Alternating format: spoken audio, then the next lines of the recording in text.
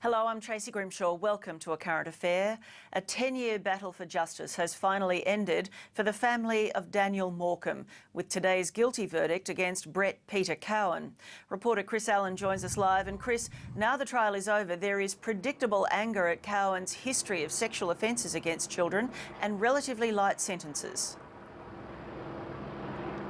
That's right, Tracy, and I think that anger is only going to get louder in the next few days as more people digest what we've learnt about Brett Cowan. Child protection groups are already asking how it was possible this man was ever allowed back on the streets after crimes he committed 20 years ago. Indeed, 20 years ago, Cowan himself told arresting officers that he needed help. And when you see our story, you'll understand why he was saying that.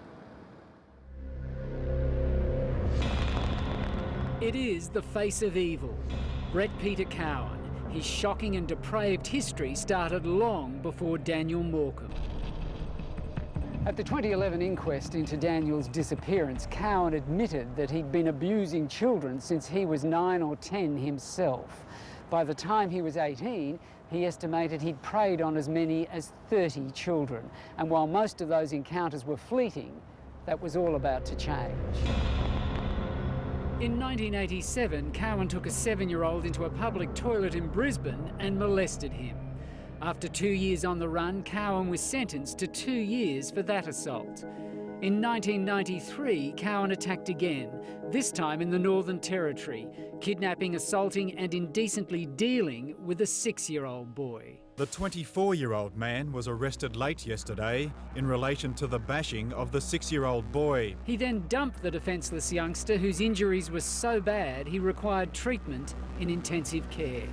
He was taken to Royal Darwin Hospital and placed in intensive care, treated for a collapsed and punctured lung, black eyes and deep cuts and scratches. Cowan told officers then he needed help.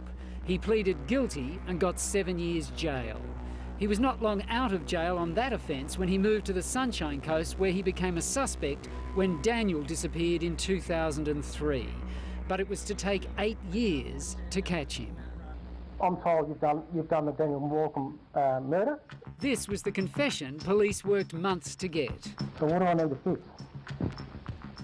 Yeah, okay. No. Yeah, I do.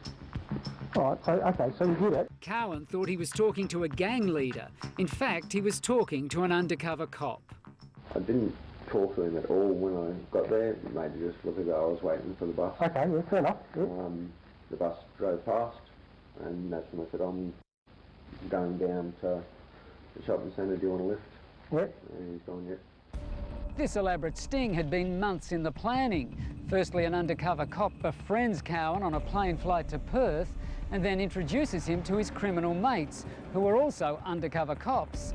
Finally, they tell Cowan they've got a drug deal going down, which will be worth $100,000 to him.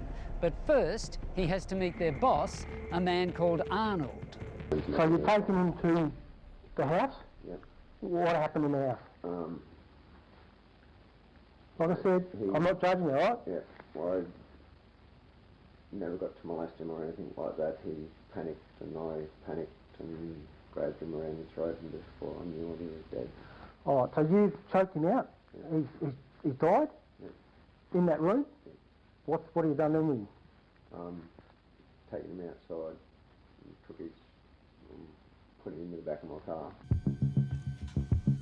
More than anything, it was this vision of Brett Cowan leading undercover cops to where he dumped Daniel's body that convinced police he was the killer, police arresting him at the scene.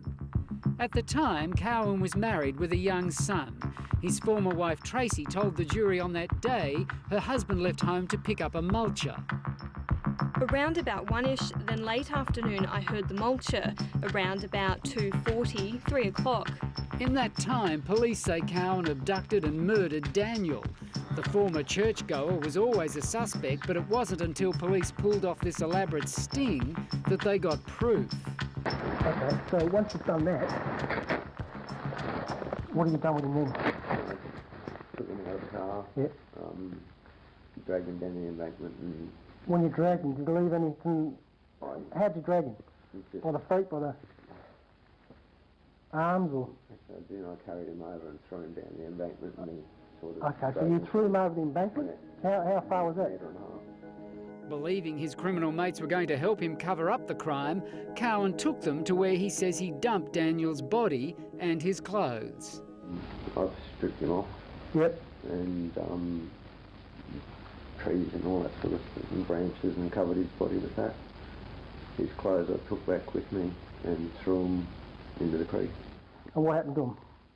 All right, so... Sank and floated away. It sank and floated away. None of that's ever been found. Well, you're lucky, aren't you? Yeah. Cowan says he didn't plan to abduct Daniel, it just happened. I didn't go out that day to molest the kid or anything like that. Just happened. Not long after Daniel's murder, Cowan separated from his wife, who was then pregnant with their second son. He ended up living in Perth, which is where police carried out the elaborate undercover operation which saw him charged with Daniel's murder. Today outside court, rather than take all the credit, Assistant Commissioner Mike Condon thanked Bruce and Denise Morcombe. I'd like to thank the Morcombe family for their patience, their belief and ongoing belief in the investigators, and our thoughts are with them right at this moment. And finally, the Morcombes left court after more than a decade of fighting to find out what happened to Daniel. Compelling evidence has found beyond reasonable doubt Mr. Cowan's guilt. On behalf of our entire family, we would like to thank everybody for assisting us in the search for Daniel. Chris, how was the verdict received in court today? Well, it was a very emotional result, as you can imagine. The Morcombes have been waiting for more than a decade for this. Mrs. Morcombe was overcome, broke down into tears. She was reaching out to touch her husband, who was sitting beside her, and her two sons, handing out tissues. From the back of the courtroom, I heard someone saying yes in one of those kind of gotcha moments. I'm not sure whether it was a member of the family or just a supporter, but there seemed to be an overwhelming sense of relief follow that finally it was over. They really have been so strong and so focused, haven't they? The Morcombes all made some pretty powerful victim impact statements today. They did indeed, yes. Bruce Morcombe, for the first time ever, stood up and read his own statement, and he addressed Cowan, who I must say seemed to ignore him for the most part. But he said it made him nauseous to be in the same room as Cowan. He said that they were no longer the same people, any of them. He detailed how they'd had to sell their house, he'd had to give up his job and could no longer go back to the same form of employment. He also added that Cowan had picked the wrong family because they were all determined and united to find out who had done this. And he finished up by calling him a perverted, cold-blooded, child-killing paedophile. After that, there was a round of applause. Then Mrs. Morcombe's victim impact statement was actually read by the prosecutor on her behalf. In it, she said and detailed that she hadn't been able to sleep more than about 3 hours at any time since this had happened. And she gave a very sad image of her constantly remembering or thinking of her son lying in a dark, eerie bushland being devoured by animals. And she finished off by describing him as an evil, evil, unhuman thing. Daniel's twin brother Bradley also had his speech read out for him, and he pointed out that he'd missed many milestones along the way, that Daniel simply wasn't there for birthdays and so on. He pointed out that he was about to get married and Daniel should have been his best man and there to share a beer with him, but of course won't be.